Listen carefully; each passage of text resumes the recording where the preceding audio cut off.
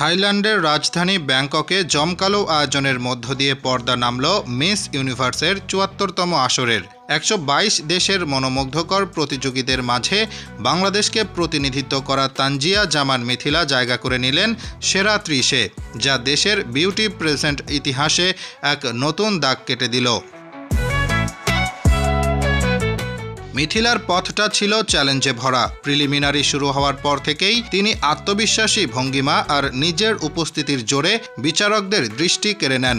নীল বিকিনির swimsuit রাউন্ডে তার performance তো আরও প্রশংসা কুড়িয়েছে ভক্তদের কাছে। পিপলস চয়েস ভোটিংয়েও ছিলেন এগিয়ে, যদিও ভোটিং নিয়ে কিছুটা হতাশাও ছিল তার কণ্ঠে। অনেকের মনে প্রশ্ন, তাহলে কেন সেরা ৩০-এর পর এগোনো হলো না?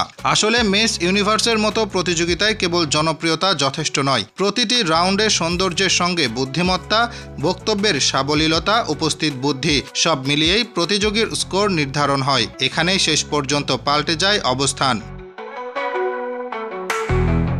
তবুও ১২২ দেশের ভিড়ে সেরা ৩০, এটা ছোট কোনো সাফল্য নয়। ভক্তদের মনে তাই আনন্দই বেশি। পেজেন্ট বিশ্লেষক মিসোলজি অফিসিয়াল তো বিশেষ পোস্টে লিখেছে, বাংলাদেশ প্রথমবারের মতো যেভাবে প্লেসমেন্ট পেল তা ইতিহাস হয়ে থাকবে। তাদের ভাষায়, মিথিলা নিজের যোগ্যতায় দেশকে নতুন উচ্চতায় তুলেছেন।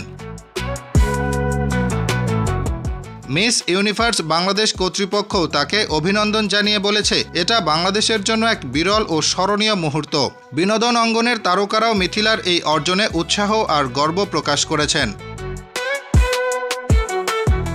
এদিকে নানা নাটকীয়তার পর মেক্সিকোর ফাতিমা বশ জিতলেন মিস ইউনিভার্স ২০২৫ এর মুকুট। প্রতিযোগিতা শুরুর আগেই এক প্রি পেজেন্ট মিটিংয়ে থাই পেজেন্ট পরিচালকের হাতে অপমানিত হয়েছিলেন তিনি। জানিয়ে প্রতিযোগীদের মধ্যে ক্ষোভ, এমনকি ওয়াকআউট পর্যন্ত হয়েছিল। কিন্তু সেই অপমানকেই শক্তিতে রূপান্তর করে দর্শকদের মন জয় করলেন ২৫ বছর বয়সী এই সমাজকর্মী। তার মাথায় মুকুট পরিয়ে দেন গতবারের বিজয়ী ডেনমার্কের ভিক্টোরিয়া কেজার থেলভিগ।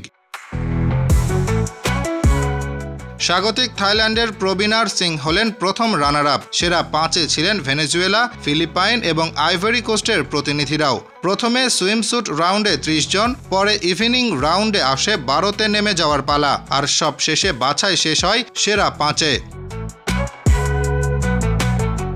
এবারই প্রথমবারের মতো ফিলিস্তিনের হয়ে প্রতিযোগিতা করেন নাদিন আইয়ুব, আর তিনিও জায়গা করে নিয়েছিলেন সেরা ৩০-এ। Hasibur Rahman, daily our Bangladesh.